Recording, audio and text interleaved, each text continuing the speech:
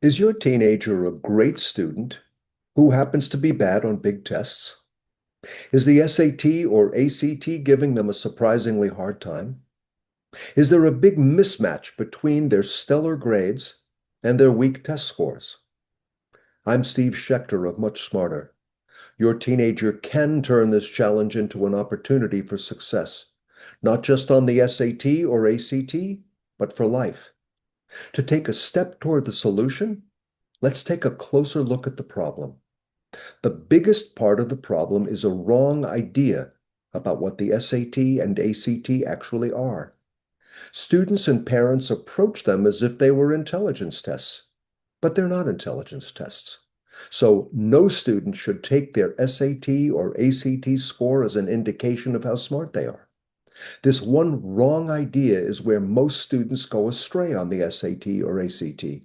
It's why they don't practice enough and why they practice the wrong way. If you thought the thing was an intelligence test, then why would you practice? Wouldn't you just walk in and take it?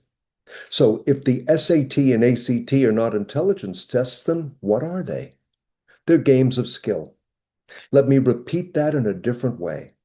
The best way to approach the SAT and ACT is to see them for what they really are, games of skill.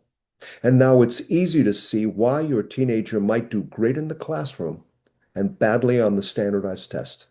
It's because they are two different games. The idea is so simple that it is completely overlooked.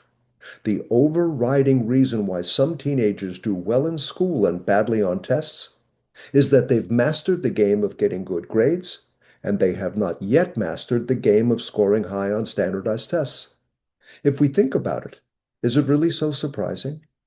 Consider Serena Williams or Roger Federer, or more recent champions like Arina Sabalenka or Carlos Alcaraz. Great tennis players, right? If they switched to table tennis, would we expect them automatically to be the world's best? Would we say, well, they have great hand-eye coordination, so they'll immediately rise to the top of table tennis? Of course not. Tennis and table tennis are two different games.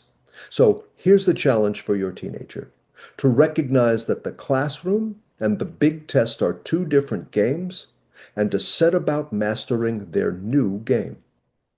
In the next video in this 5-part series, I'll share with you how to guide your teenager to approach the SAT or ACT as a game of skill. See you there.